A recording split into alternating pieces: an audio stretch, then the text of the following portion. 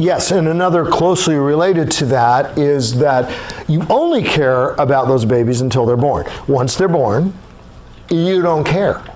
And in fact, you're in favor of cutting programs that would help those children and, whatever. And the thing I would say about that is that argument was far more true 30 years ago than it is today. There are so many evangelical churches that are helping poor, needy, unmarried moms, single parents, the pregnancy resource centers. I was on the board of the first pregnancy resource center, then called Crisis Pregnancy Center in the Pacific Northwest, and my job was to go around and convince pastors to support our cause and our group. And this was like, at the time there were only 12 of them in the country, and most of those were back east. And it was like, do what? I mean, it was totally new. It's totally new.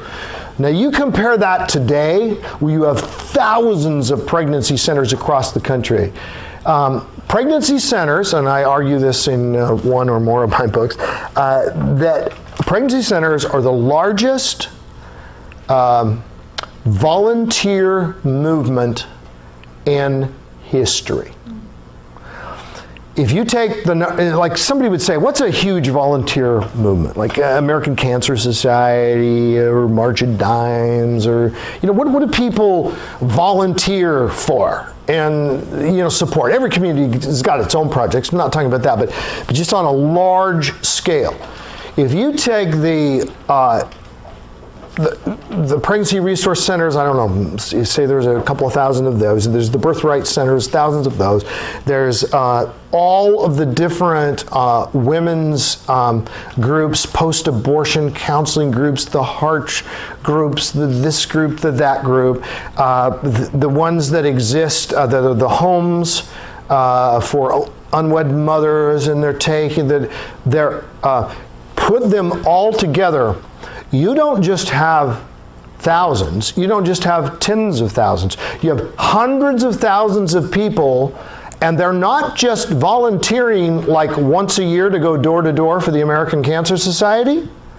They are, many of them weekly, some of them daily, volunteering their time, counseling at the clinics. And then there's the guys that repair the photocopy machines, and the guys that make do the plumbing, and the people that do, and these are the great majority of them volunteers.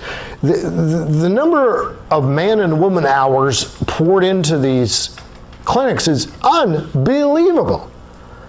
Planned Parenthood, for the most part, is not a volunteer organization. They have paid staff members. Now, I'm sure they have volunteers sometimes, but they charge people for abortions, and then you got the people over here who don't charge to give your babies clothes and to refer you to an attorney. We have volunteer attorneys. That's another thing. You have volunteer attorneys. Can you imagine that?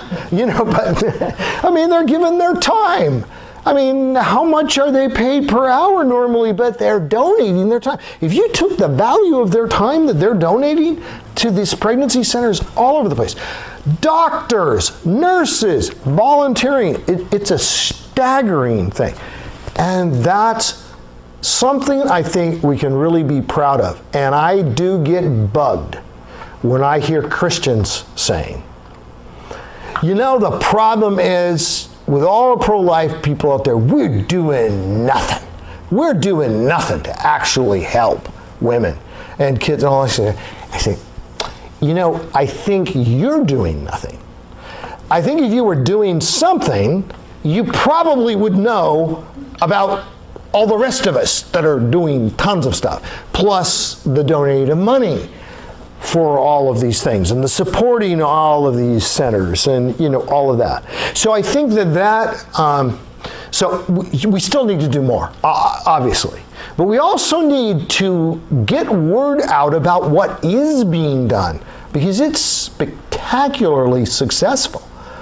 I mean, I was speaking on abortion one weekend in our church some years ago, and there was a young gal, her 30s in our church, who mothers, several kids, and she said, I just felt like I want to do something. I didn't know what. What should I do? So she says, okay, well, we're going to do a run for life, and we'll do a 10K, and then we'll get the monies collected from that, and what are we going to do with it? Oh, and then she found out about these mobile ultrasound clinics. So they've got the ultrasound machinery, and they're like vans and medical equipment, and you've got trained ultrasound tech that's volunteering, or nurses that are trained in that, and they go to places that are not in central areas, and they set up their appointments, the word gets out, they're coming, and they structure these things. And as a result of her vision and her husband and some friends in our church, I don't know the monetary, how much has been raised, but for the first mobile clinic, it seems like, I don't know if it was $60,000, and there's several of them now, and I would say perhaps as much as a couple of $100,000 that have been poured into this, many children's lives saved and mothers served. So this stuff is going on, and that's one of the answers that related to your question, Desi, that you asked, I think, during the break. What can we do? Well, that's one of the things. And you can do almost anything that helps these care centers. Like if you have an ability, a trade, a skill, it would be very hard to find one. I'm sure you could. Time. Show it up. Yeah, just being there. You can help these clinics. And by the way, I've just mentioned one ministry. There's all the educational ministries, the politically engaged ministries, there's so many things that are out there that you can get involved in. This is not sometimes people get pretty depressed, and understandably, about the abortion issue, and there's still a lot of abortions happening, fewer surgical abortions than in the past, and that's a great thing, and that's a great trend. And pregnancy centers and other pro-life things are no doubt part of it, and education perhaps has been part of it. There's much more that needs to happen in that regard, but sometimes people get discouraged, and I think it's very much like the issue of famine relief and development.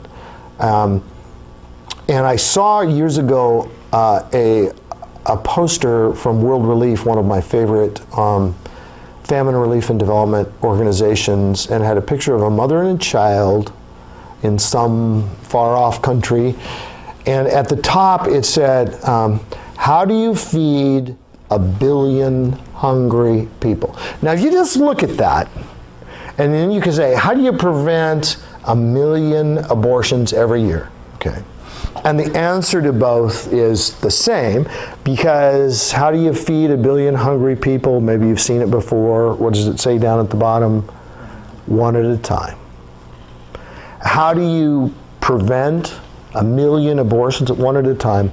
Talk to Jennifer, who lives down the street, who you have reason to suspect may be pregnant, or maybe you heard it from her mom, or maybe you know the situation, or maybe your daughter's a friend of hers, or whatever. You can connect with Jennifer. My oldest daughter, Karina, she was a cheerleader in high school, and one of her friends who was a cheerleader